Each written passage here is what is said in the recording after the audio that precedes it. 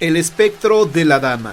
La historia del fantasma en la zona pediátrica del Hospital General de Tuxtla Gutiérrez ha recobrado gran popularidad, debido a los últimos testimonios. La noticia de su aparición tuvo alarde gracias a los medios locales que indiscretamente publicaron las diversas murmuraciones que daban los trabajadores del lugar. Dicha noticia provocó entre la población actitudes completamente diferentes, aunque para la mayoría no fue más que un simple asombro. De acuerdo con las declaraciones, en los pasillos de aquel hospital, una mujer joven sube las escaleras y atraviesa la estancia buscando a un niño que llora.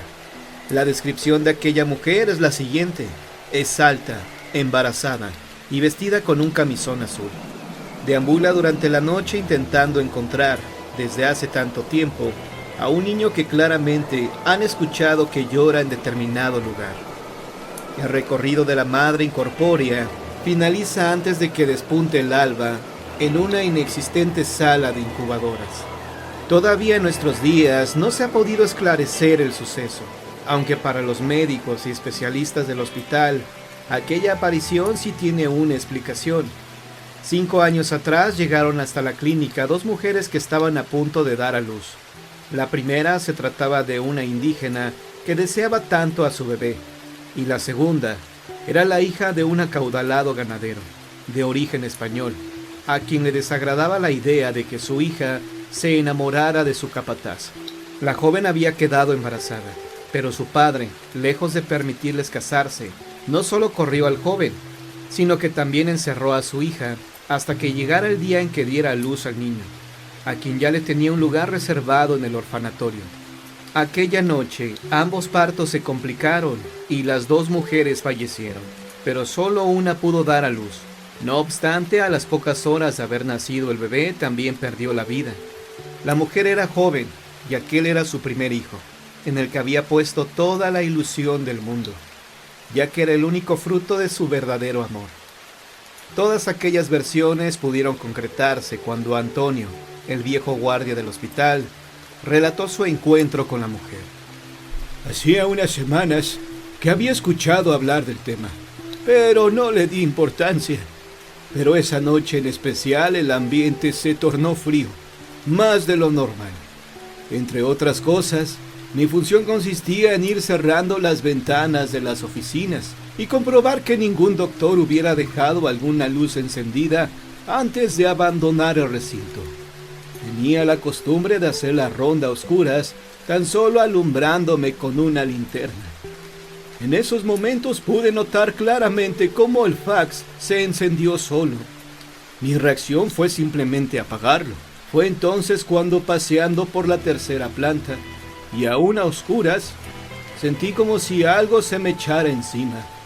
Una especie de sensación, una fuerza o algo así, pero sólido.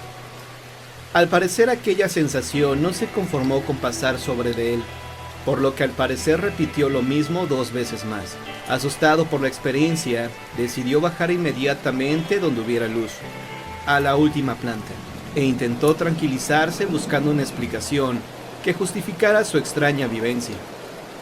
En el momento escuchó claramente cómo el ascensor, que se hallaba en un piso superior, se ponía en marcha y paraba, para su asombro, en la sala de recepción, donde él se hallaba. Se abrían y cerraban las puertas sin explicación alguna. Entonces decidió salir y quedarse en la puerta hasta que amaneciera y se le relevara de su turno, eso sí, sin abandonar su puesto. La noche siguiente no fue mucho mejor. Sacando fuerzas de cualquier parte, volvió a enfrentarse a su situación. Sucedieron entonces otros pequeños sucesos. Procuró hacer la ronda, en esta ocasión con todas las luces encendidas, y antes de que el jefe de mantenimiento y los de limpieza se marcharan. Él empezó a oír una especie de golpes que provenían de lo que supuso era la 3ª o 4ª planta. Según cuenta, los golpes eran fuertes y como intencionados. Parecían reclamar su atención, pero con el miedo, y sabiendo que debía permanecer ahí hasta el amanecer, decidió sumergirse en la lectura de un libro y procurar olvidarse del asunto, no sin echar de vez en cuando tímidos vistazos hacia el ascensor. Aquella noche pensaba en llamar a un compañero para que se quedara un rato con él, y sabía muy bien que contaba con escasos 20 minutos para decidir quién sería, ya que los de intendencia estaban a punto de retirarse, y solo quedarían las contadas enfermeras que no hacían más que permanecer en los cuartos. Nunca se imaginó que aquella noche tendría la visión más horrible de su vida. Cuando todos se marcharon, él ya había realizado su ronda. Cuando nuevamente se volvieron a producir los ya conocidos golpes, pero esta vez acompañados de lo que parecían ser llantos de niño.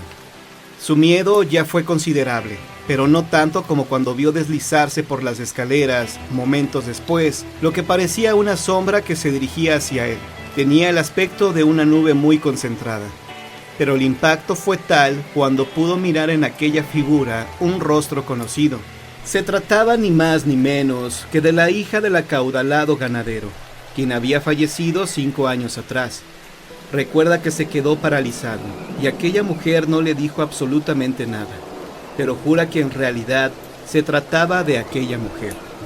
Días más tarde hicieron todo lo posible para que no se revelara la historia del guardia, hasta que cierta noche todo se concretó con la versión que le dio Mauricio a Antonio, la última persona que lo vio con vida. Mauricio se trataba de aquel capataz a quien el ganadero había corrido al enterarse de la relación que sostuvo con su hija. Nadie se percató de quién era él. Solo sabían que era un forastero que había llegado al pueblo en busca de algo. Pero como era normal al cruzar los montes, una víbora lo mordió dejándolo inconsciente, hasta que unos campesinos lo llevaron casi sin vida al hospital. Daban las 10 de la noche, cuando Mauricio presentaba un diagnóstico de estable. Todas las oficinas del hospital ya estaban cerradas y solo quedaba el personal nocturno. Momento más tarde escuchó claramente unos pasos, pero se tranquilizó al mirar que se trataba del guardia, quien alumbraba con una vieja linterna. Mauricio sintió fuertes deseos de ir al baño, por lo que sin más se puso de pie como pudo. Pronto se desvió de su objetivo. Caminó lentamente por el pasillo, curioso por los pasos incesantes que se escuchaban, pero lo que más le inquietaba era la forma de llorar de aquel bebé. ¿Que no habrá quien lo atienda?, pensó. Entró a uno de los cuartos contiguos, en donde sin motivo aparente, uno de los ventiladores generales, de los que se hallaban empotrados en el techo, se puso a funcionar. En aquel instante no le dio mayor importancia, pues supuso que eran de los que se ponían en marcha automáticamente cada cierto tiempo. Pero más tarde se enteró que debían ser conectados desde calderas y que se conectaban todos a la vez. En esos instantes volvió a escuchar el llanto del pequeño, pero ahora provenientes del piso de arriba, por lo que no pudo subir. Justo en esos momentos entró el guardia visiblemente alarmado. ¿Escuchó?, le preguntó a Mauricio.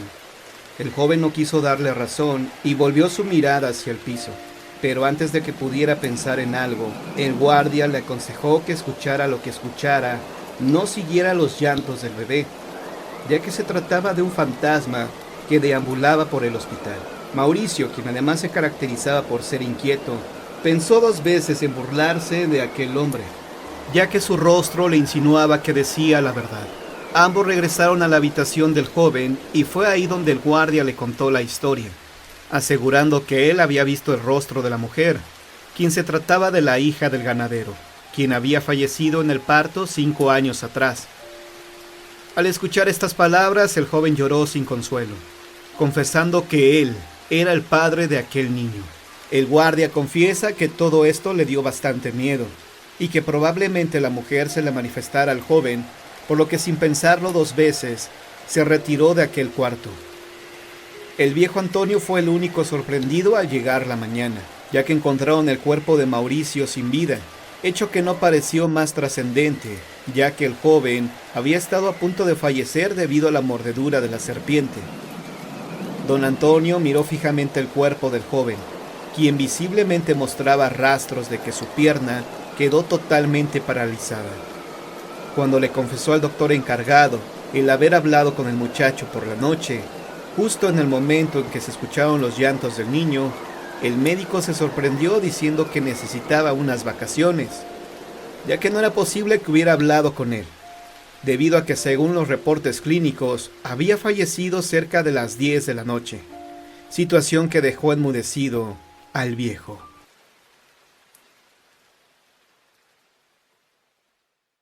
El can negro y el autobús. Era un día antes de la Navidad del año 1938. El señor Nod, conductor de la Compañía Nacional de Transportes del Sur, partió de la estación de Barnstaple a las 5:40 de la mañana, llevando pasajeros y correo hacia el centro vacacional de Lytton, en la costa norte de Inglaterra. Solo llevaba 2 pasajeros, un soldado que volvía a casa a pasar la Navidad y un mesero que iba al hotel donde trabajaba. La carretera cruzaba por un paraje hermoso, y había luna llena en el cielo cuando el autobús cruzó el valle de Exmoor y se acercó al cruce de caminos de Blackmoor Gate. Después, el señor Nod describiría así el camino. Una cinta de plata sobre la que se hubiera visto una musaraña o una rama que hubiera decidido cruzar la carretera a esa hora, pero los animales que vio eran mucho más grandes. De pronto, se vio obligado a frenar de golpe, cuando un perro enorme y 2 ovejas aparecieron directamente frente a su autobús. Pero, aunque accionó de inmediato los frenos, sabía que debido a los ejes bajos del autobús, iba a pegarle a los animales. Respiró hondo, preparándose para el impacto cuando arrollara a las bestias, pero el choque jamás se produjo. Seguro de haber causado el fallecimiento de los animales, detuvo su autobús, bajó de un salto y corrió al frente con un sentimiento de horror. Sin embargo, no había nada debajo o enfrente de su autobús. No había señal alguna de un perro o de una oveja. El señor Nod comenzaba a preguntarse si había imaginado todo cuando se le unió el encargado de boletos, el señor Rudall, quien le preguntó sobre el paradero de los animales. Más tarde el señor Nod afirmaría: «Me dio mucho gusto que mi compañero de trabajo también hubiera visto a las bestias». Entonces dieron la vuelta al autobús, y ahí, de pie sobre el camino, su figura recortada contra la enorme luna llena, estaba el soldado, quien exclamó asombrado: «¡No hay nada aquí!». El mesero, quien no había bajado del autobús, también había visto a las bestias. Eran 4, pues los hombres que habían visto a los animales sobre la carretera. ¿Pero qué fue exactamente lo que vieron? ¿Una aparición espectral? ¿Los 4 hombres tuvieron una alucinación colectiva? No parece lógico. Si 4 personas diferentes vieron a los animales, es que vieron algo. Después, en un informe, el señor Nod escribió: «No había manera de que las ovejas y el perro hubieran podido escapar, y lo único que pensaba en aquel momento era que debía haber aplastado horriblemente al perro, mas el animal no estaba ahí. Esto que describo es una historia verdadera, la cual sin embargo no tengo explicación. Pero cuando se le he relatado a algunas personas, me han sugerido que debí encontrarme con uno de los famosos fantasmas de los perros negros de Devon». Hay que mencionar que el perro espectral avistado aquel día antes de Navidad tenía cabeza, porque en Devon también se han visto cientos de veces perros fantasmas sin cabeza. Un relato especialmente macabro es el de una señora que despertó por la noche al escuchar la respiración de un perro, que al parecer estaba junto a su cama. Valerosamente la mujer extendió el brazo y comenzó a acariciar su pelambre. Pensó que el perro era una de las mascotas de la casa, y siguió acariciando al can, hasta que su mano llegó al cuello y a la cabeza. Solo que el perro no tenía cabeza. Horrorizada, la mujer se dio cuenta de que acariciaba un muñón de carne descubierta y cruda. Al gritar fuera de sí, la aparición se desvaneció. En 1976, durante el verano, el diario londinense Telegraph informó sobre el caso de un albañil que vivía frente a la residencia campestre de la princesa Ana y el capitán Mark Phillips. El hombre aseguraba haber visto a un perro sin cabeza en 4 ocasiones. «Es un gran perro negro, sin cabeza, que de pronto se aparece y se le repega a uno. He vivido aquí durante 55 años y le aseguro que no miento. Muchas de mis amistades lo han visto también. A la vez, el testigo explicó que las apariciones son fugaces, lo que confunde más aún a quienes avistan al enigmático Khan. Un caso en el que seguramente hubo una gran confusión ocurrió en 1945, cuando un campesino fue hallado sin vida cerca de Stratford-on-Avon, clavado a la tierra con su propio tridente y con cortaduras hechas con la hoz con la que podaba las cercas. Como reguero de pólvora corrieron rumores de que se trataba de un extraño asesinato ritual y que el hecho de que la víctima estuviera atravesada por el tridente era comparable con la manera en que se mataba a un vampiro, atravesándole el corazón con una estaca. Todos esos rumores se debieron en parte al avistamiento de un espectral perro negro que aparecía entonces en la comarca. El encabezado del diario decía «El perro negro de la muerte», y se refería a una leyenda local de un animal que era más grande que el común de los perros, con ojos que parecen ascuas, que surge de la nada y se esfuma repentinamente como si se lo tragara la tierra. Desde siglo antes, la aparición de este animal era considerada como un presagio de la muerte. Pero lejos de desechar estos hechos como meras supersticiones, en la célebre agencia de policía de Scotland Yard se pensó al principio que se trataba de un asesinato relacionado con actos de brujería. Posteriormente se supo que se trataba de una venganza y no de un sacrificio ritual. En cuanto al animal, después se supo que andaba perdido por la comarca un gran perro de color negro, al que seguramente la gente confundía con el supuesto perro infernal. Este caso tuvo explicación, pero hay otros que a la fecha siguen intrigando a quienes los conocen.